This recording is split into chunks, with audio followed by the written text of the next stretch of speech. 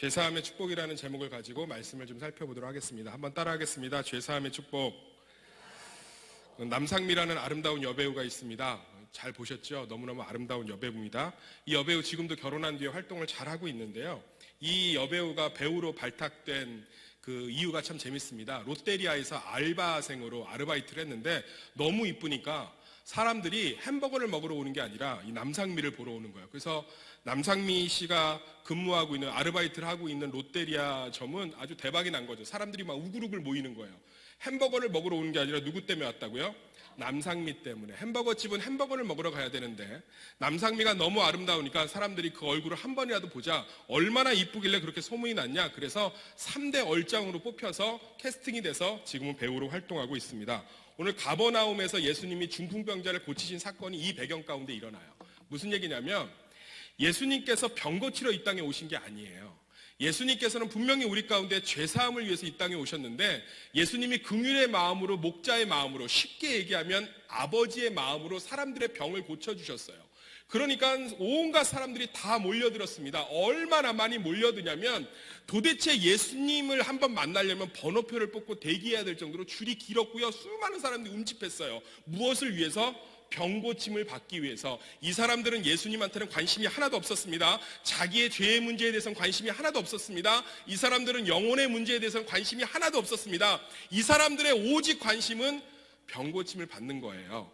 오늘 중풍병자 사건 이전에 예수님께서 나병 환자, 문둥병 환자 한 사람을 고쳐주십니다. 그리고 사정사정을 하세요. 야, 내가 문둥병을 고쳐줬지? 고맙지? 네, 고마워요. 정말 고마워요. 그럼 내가 부탁 하나만 있는데 제발 이거 지켜줄 수 있니? 뭔데요? 제사장한테만 보이고, 제사장은 지금으로 얘기하면 의사 같은 사람들이에요. 문둥병이 정말 나았다는 걸 공식적으로 인증해주는 사람이에요. 그 사람한테만 말하고 어디 가서 내가 고쳐줬다는 얘기를 절대로 하지 마라. 여러분, 예수님은 가버나움에서 막 활동을 하던 30대의 젊은 청년이었습니다. 이 당시에 막 뜨고 있는 랍비였어요. 그럼 여러분, 문둥병자를 고쳤다는 소식은 이 사람이 소문을 안 내도 자기가 직접 내야 되는 엄청난 거 아닙니까? 김호 목사가 안수를 했는데 암이 나왔다. 그럼 저 같으면요, SNS에 다 올립니다. 유튜브, 인스타그램, 페이스북, 트위터, 카카오 스토리, 카카오톡, 그리고 교회 단체 문자 다 보낼 거예요. 제가 기도해서 3교구 암이 다 나았습니다. 제 앞으로 오십시오. 난리 나겠죠. 예수님은 그런데 사정사정을 해요. 절대로 얘기하지 마라. 내가 나병 고쳐준 거, 문둥병 고쳐준 거 고맙지? 절대로 사람들한테 얘기하지 마라. 왜 그러셨을까요? 예수님은 이 땅에 병 고치러 오신 분이 아니셨기 때문에 그래요. 사람들이 무엇에 관심이 있는지를 너무나 잘 알았기 때문이에요. 우리가 신앙생활을 하고 있다고 얘기하지만 실제는 우리는 예수님한테 관심이 없어요. 정말로 얘기할게요. 솔직히 얘기할게요. 이 첫 주 2019년 첫 금요 성령 집회 앞에서 우리가 하나님 앞에 솔직합시다. 우리는 솔직히 하나님의 사랑, 하나님의 십자가, 하나님의 죄사함은 관심 없어요. 우린 솔직히 뭐가 관심 있냐고요? 병 고침이 관심 있어요. 왜 그렇게 동산교회가 열심을 냈었냐고요? 힘들었기 때문에. 병 고침이 관심이 있었다고요. 내 삶에 조금은 더 하나님이 주실 위로가 필요했고요. 내 가정의 문제 해결이 필요했고요. 내 자식의 문제 해결이 필요했고요. 내 내면의 상처의 위로가 필요했고요. 내 사업의 번창과 확장이 필요했고요. 내 평강이 필요했고요. 내 화평이 필요했고요. 내 기쁨이 필요했고요. 내 자녀의 입시가 좀 필요했어요. 우리는 솔직히 저 역시 예수님한테는 그렇게 관심이 없어요. 저는 오늘 하루 종일 금요 성령 집회 설교 준비로 하루를 보냈습니다. 그럼에도 불구하고 제 머릿속에 온통 관심은 예수님이 생각보다 아니었어요.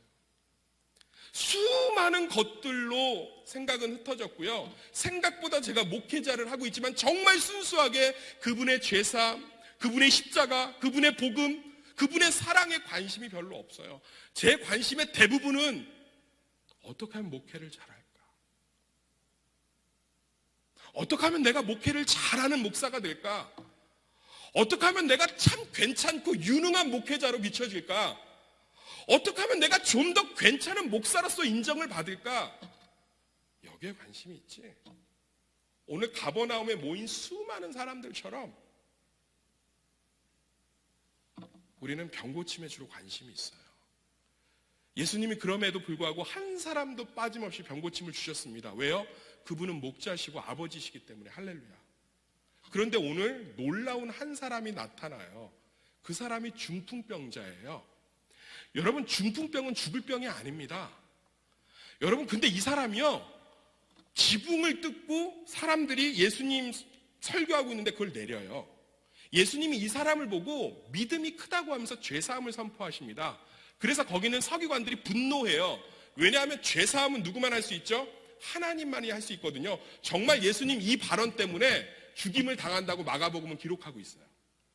예수님이 자기가 하나님의 아들이라고 직설적으로 선포하는 장면이에요. 이건 예수님 스스로가 굉장히 공경에 처하는 장면입니다. 그런데 예수님 이 사람에게 죄사함을 선포하세요. 믿음을 보시고. 이 사람은 병고침에 관심이 없었어요. 많은 사람들이 본문을 어떻게 설교하느냐, 지붕을 뜯을 정도의 열정이 있었다. 그러면 문 밖에서 예수님 만나려고 3일이고 4일이고 기다리고 있는 암 환자, 3일이고 4일이고 기다리고 있는 당뇨 환자, 3일이고 4일이고 기다리고 있는 장애인들은, 시각장애인들은 그럼 뭐 열정이 없는 거고 믿음이 없는 겁니까? 예수님이 이 중풍병자, 지붕을 뜯고 침대를 달아내리는 이 사람에게 정말 예수님이 주목했던 이유는, 이 사람은요, 자기의 죄사함의 문제에 관심이 있었던, 믿음이 있었던 사람이에요. 이 사람은 예수님께 집중했던 사람이에요.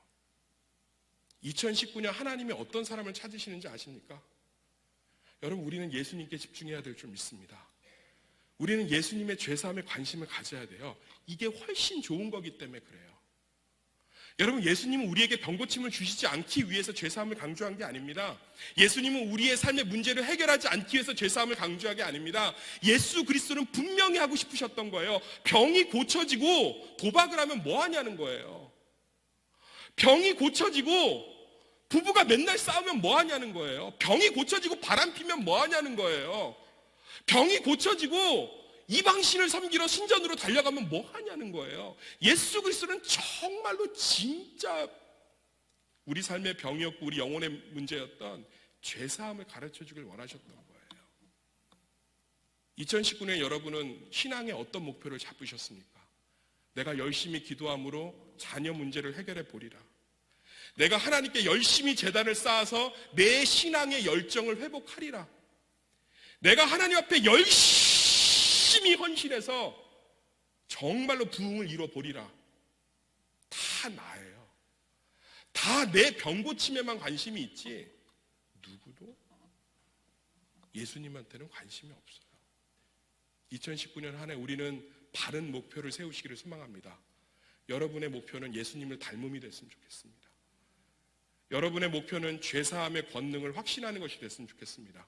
이 죄사함이 도대체 얼마나 좋길래, 얼마나 대단하길래 도대체 예수님께서는 이 땅에 병고침이 아니라 죄사함을 주러 오셨는지 그것을 살펴보기를 간절히 소망합니다.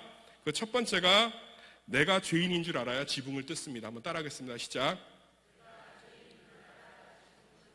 마가복음 2장 4절 읽어보겠습니다. 시작.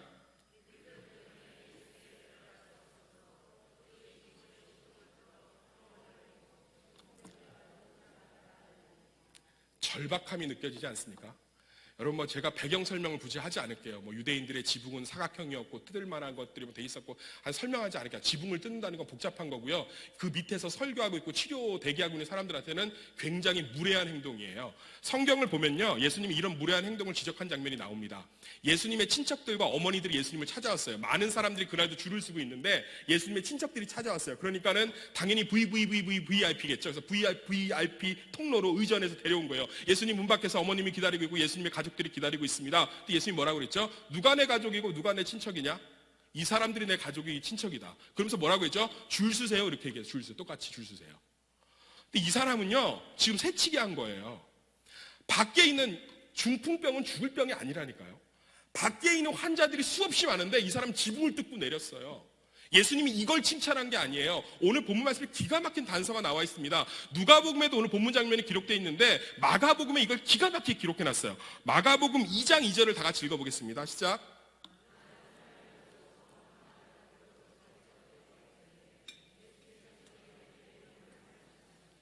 예수님이 지금 병고침을 멈추고 뭐를 하고 있는 장면이죠? 말씀을 선포하고 있는 장면이에요. 할렐루야. 지금 이 사람은 자기 동료들에게 다급한 거예요. 야, 지붕을 좀 뜯자. 왜? 조금만 기다리면 돼. 야, 내가 중풍이 걸렸는데 말씀을 들을 수 있는 길은 이거밖에 없다. 내가 평생 죄인으로 살았다. 나 하나님이 너무 그립다. 4명의 친구들이 생각을 했겠죠. 가족일지도 몰라요. 그래, 지붕을 뜯자. 그리고 지붕을 뜯습니다. 수많은 사람들이 쏟아지는 먼지 앞에서, 뜯어지는 지붕 앞에서 당황했을 것이고 짜증냈을 것이고 탄식했을 거예요. 그런데 예수님은 그 사람의 믿음을 주목해 보세요. 할렐루야. 그러면서 얘기합니다. 작은 자여, 내 믿음대로 내 죄가 사해졌도다. 할렐루야. 여러분, 우리 삶의 진짜 문제는요, 우리가 의인인 줄 알기 때문에 그래요. 한번 따라하겠습니다. 우리 삶의 문제는 내가 의인인 줄 알기 때문이다. 신앙생활의 백미, 진짜 복음적인 예수님께 집중하는 삶은 내가 죄인인 걸 철저하게 고백하고 깨달아가는 삶인 줄 믿습니다. 여러분, 제가 이것을 한번 느낀 적이 있어요. 배우 이유리 씨 아시죠? 우리 이정철 목사님 목사 안수 받았을 때 그 남편도 목사 안수 받아서 강도사였나요? 왔더라고요. 근데 키가 좀 작더라고, 생각보다. 선글라스 있고 사모님이시죠. 이 배우 이유리 씨가 간증한 걸 들은 적이 있어요. 모든 오디션에서도 떨어지고 이제 점점 자기를 부르지 않는 거예요. 그런데 참 어떤 영화 감독한테서 아주 나쁜 조건의 제안을 받은 거죠.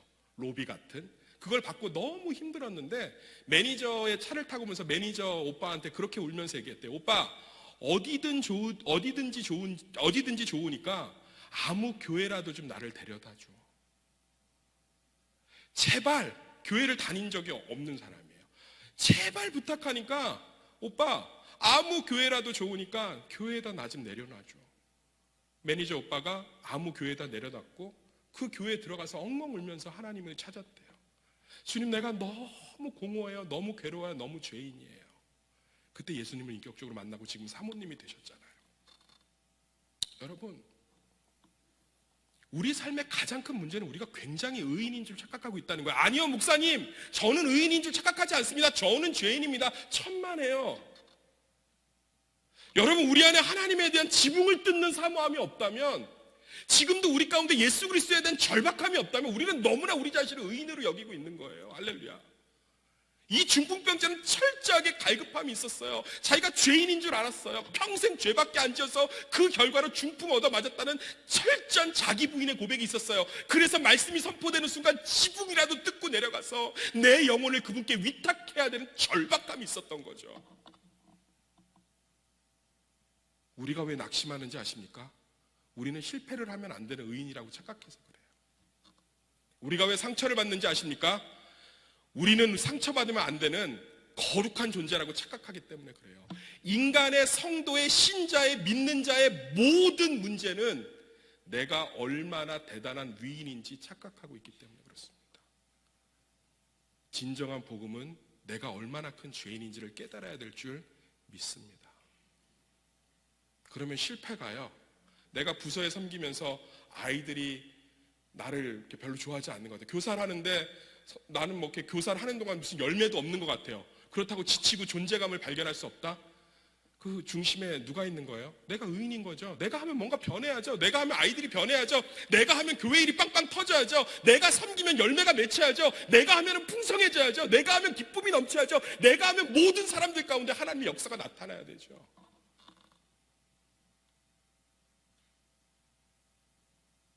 대한 자존교 장로인 거죠.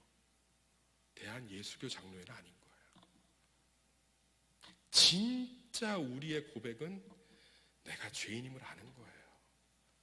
내가 죄인임을 깨닫는다면 내가 열매 맺는 거에 놀래야 돼요. 내가 예배 드리는 거에 놀래야 돼요. 내가 교회 공동체 가운데 연결되어 있다는 거에 놀래야 돼요. 내가 직분을 맡았다는 거에 놀래야 돼요. 내가 기도할 수 있는 권리를 받았다는 거에 놀래야 돼요. 내가 성도로 부르심 받았다는 거에 놀래야 돼요. 내가 죽으면 천국을 간다는 거에 깜짝깜짝 놀래야 돼요. 왜요? 나는 죄인이니까요. 나 때문에 어떤 아이가 예수님을 만났다? 내가 교사로 섬기고 있다? 내가 구역장으로 섬기고 있다? 이건 우리한테 놀라운 감격이 돼야 돼요. 놀라운 기쁨이 돼야 돼요. 왜냐하면 나는 죄인이니까요. 죄인임을 깨달았을 때만 우리는 지붕을 뜯을 수 있는 거예요. 우리는 너무 많은 체면으로 둘둘둘 쳐 있습니다. 너무 많은 의로움으로 둘둘둘 쳐 있어요.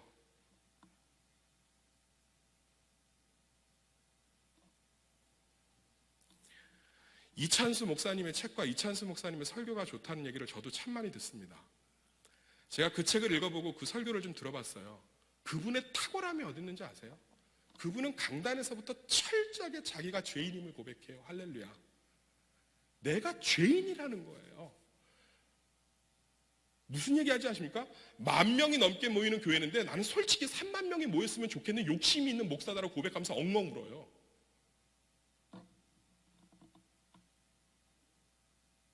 여러분, 동산교회 가장 본질적인 문제는 우리가 의인이라고 착각하기 때문이에요.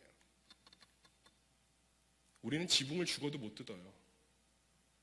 왜요? 아직 살만하거든요. 내가 의인이니까요. 내가 누구인지를 오늘 하루를 직면한다면, 내가 주님 앞에서 무슨 생각을 하고 살았고, 내가 어떠한 존재이며, 내가 얼마나 나를 사랑하고, 얼마나 내 중심적이며, 얼마나 나를 높이기 원하고, 얼마나 많은 상처로 똘똘 뭉쳐있는 얼마나 심각한 죄인이고 루저고 실패자고 답답한 인간인지를 깨달으면 깨달을수록 십자가는 지금도 펄펄 살아서 여러분과 함께하는 줄 믿습니다.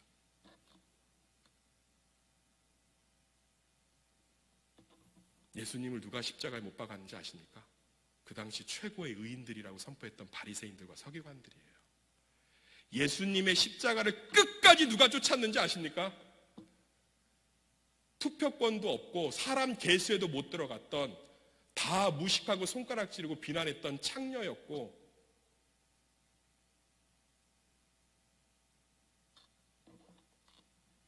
다 손가락질하던 범죄자들이었고, 다 손가락질하던 사회의 최고 약한 계층들이, 그들이 예수님을 끝까지 쫓았어요. 왜요?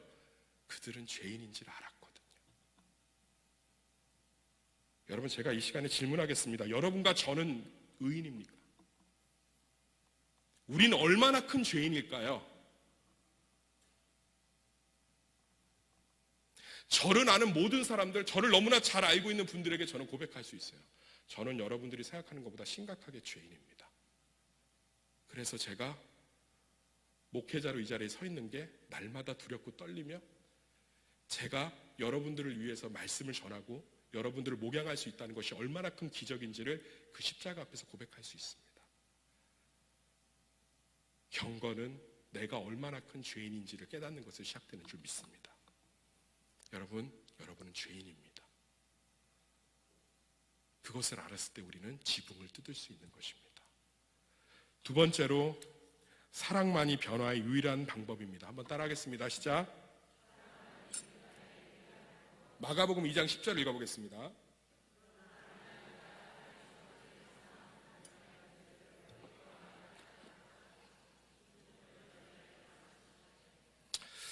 여러분, 병원은 뭐가 있어야 되죠? 환자가 나아야 되죠. 학원은 뭐 하는 곳이죠? 공부를 배워야 되죠. 식당은 뭐 하는 곳이죠? 음식이 맛있어야 됩니다. 백화점은 뭐가 있어야 되죠? 좋은 물건들이 있어야 되고요. 카센터는 뭐 하는 곳이죠? 자동차를 잘 고쳐줘야 돼요. 교회는 뭐 하는 곳이에요? 교회는 뭐 하는 곳일까요? 교회는 사람들이 변하는 곳이어야 돼요. 이 변화가 우리 가운데 횡행하게 나타나야 됩니다. 그러니까 카센터는 자동차를 잘 고쳐야 되고, 백화점은 좋은 물건이 있어야 되고, 병원은 사람이 고쳐져야 되고, 식당은 맛있는 음식이 있어야 되고, 학원은 아이들의 성적을 잘 이렇게 나오게끔 해줘야 되는 것처럼, 교회는 사람의 변화가 횡행하게 넘쳐야 돼요. 근데 사람을 변화시킬 수 있는 유일한 길이 누구에게만 있대요? 하나님에게만 있대요. 그래서 우리 가운데 죄사함을 주신 줄 믿습니다. 그분이 우리의 모든 죄값을 지고 십자가에 죽으시고 부활하심으로 말미암아 우리 죄가 다 없어졌어요. 우리는 하나님과의 관계가 온전히 회복된 거예요. 죄사함이 만만한 거라고 생각하는데요, 제가 아주 듣기 쉽게 죄사함이 얼마나 하나님 입장에서 어려운 건지를 설명해 드릴게요. 누가 매일 하루도 안 빼고 내가 주차하는 우리 집 내 주차장에다 번호도 안 써놓고 주차하면 어떻게 하겠습니까? 전 지금 생각만 해도 울분이 터져요. 하루도 안 빼고 내가 주차하는 주차장에다 맨날 주차해놓고 번호도 안 남기는 거예요. 그 사람을 여러분 어떻게 대할 수 있겠어요? 누가 내 뒤에서 그렇게 욕을 하고 다녀요. 하지도 않은 짓을. 김 목사님은 머리가 크다고 막 욕하고, 배가 나왔다고 욕하고, 손가락이 짧다고 욕하고, 하지도 않았는데 도림천에서 사람을 때리는 걸 봤다 그러고, 그렇게 매일 욕하는 사람을 여러분 어떻게 대할 수 있겠습니까? 나한테 끊임없는 상처 주는 말들을 쏟아냈던 선생님을 어떻게 대할 수 있겠어요? 저 초등학교 3학년 담임선생님 진짜 기억해요. 저 신림동에서 약국하던 친구 어머니가 봉투 줬는데 그걸 제가 봤어요. 그래서 어린 3학년 나이에 그 얘기를 했거든요. 그렇다고 저를 얼마나 미워하고 상처 줬는지 몰라요. 지금도 자다가 그 선생님 꿈을 꾸면 벌떡벌떡 일어나요. 그리고 기도합니다. 예수 믿게 해주세요. 여러분, 하나님이 우리의 죄를 용서했다는 건 만만한 사건이 아니에요. 여러분, 피해자가 가해자를 용서하는 건 결코 만만한 일이 아닙니다. 누군가가 내 사랑하는 아들을 십자가에 못 박고 조롱하고 창으로 찔러서 온갖 조롱과 모욕으로 발가벗겨 다 죽인 그 존재를 사랑과 끊임없는 긍휼함과 이해의 마음으로 품고 용서한다는 건 만만한 사건이 아니에요. 공의로우신 분이며 전능하신 분이며 사람이 필요 없으신 홀로 계신 그 자존심 강하신 하나님께서 아무 까닭도 없이 아무 이유도 없이 우리가 하나님께 향한 모든 죄악을 다 끌어안으시고 그것을 사랑으로 바꾸신다는 건 보통의 사건이 아니에요. 이것은 매일 내 주차장에다 함부로 주차하는 사람의 이야기가 아니에요. 이것은 나를 매일 뒤에서 욕하고 있는 사람의 이야기가 아니에요. 이것은 정말로 나를 사기친 사람의 이야기가 아니에요. 이것은 나를 힘들게 한 사람의 이야기가 아니에요. 이것은 나를 괴롭게 한 사람의 이야기가 아니에요. 이것은 정말로 하나님이 너무너무 여러분을 너무나 사랑하시기 때문에 가능한 놀라운 사건이에요. 이 사랑이 여러분과 함께하고 있다면 우리는 그 죄사함 가운데서 자유해야 되는 줄 믿습니다.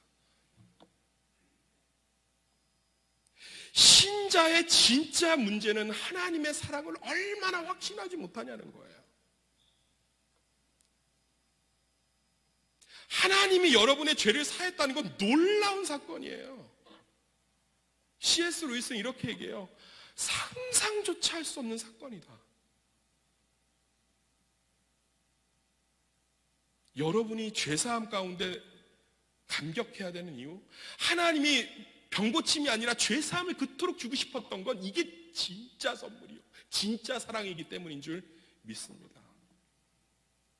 우리 신앙생활에 어떻게 끊임없이 소망 가운데 있을 수 있냐고요? 어떻게 끊임없이 기쁨 가운데 있을 수 있냐고요? 어떻게 끊임없이 하나님 앞에서 열정 가운데 있을 수 있냐고요? 이 죄사함을 날마다 확신할 때, 내가 얼마나 큰 사랑을 받은 자인지를 확신할 때 우리는 이 가운데 있을 수 있는 거예요.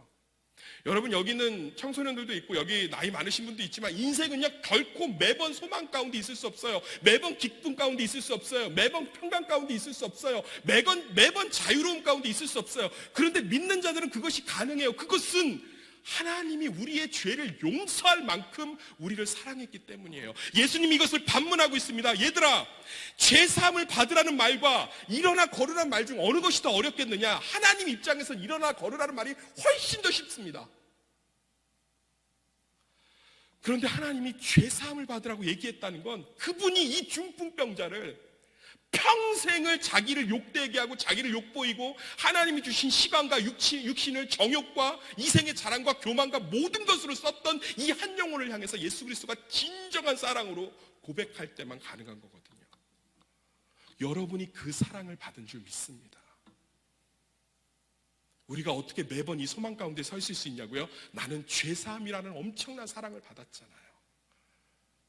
예수님은 마법봉이라는 걸 갖고 뾰로롱 네 죄는 사라져라? 아니요, 예수님은 여러분의 피해자예요. 순수한 피해자예요. 아무 이유 없는 순수한 피해자예요. 이 피해자가 너무나 혹독하고 가혹한 가해자를 용서할 수 있었던 건 지극히도 큰 여러분에 대한 이해와 공감과 사랑만 있을 때 가능한 거예요. 이 사랑이 여러분과 함께하고 있다면 우리는 소망 가운데 있을 수 있는 거예요. 이 사랑이 우리와 함께하고 있다면 우리는 날마다 기쁨 가운데 있을 수 있는 거예요. 이게 우리의 소망인 줄 믿습니다. 사랑하는 동사교회 성도 여러분,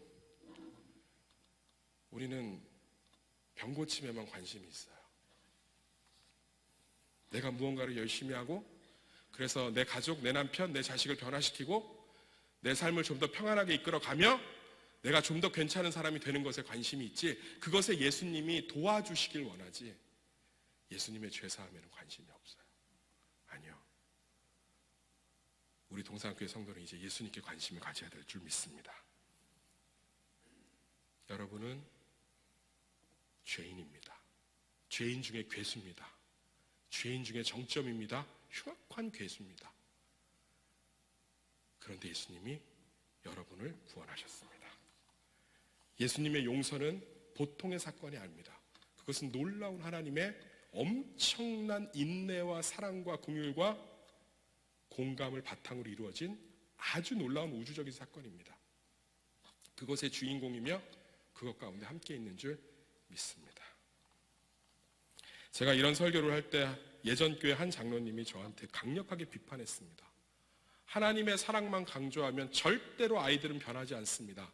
하나님의 무서움도 얘기해 줘야 되며 말씀과 법을 지킬 것을 강조해 줘야 됩니다. 그래서 저는 그 장로님한테 따박따박 답변했습니다.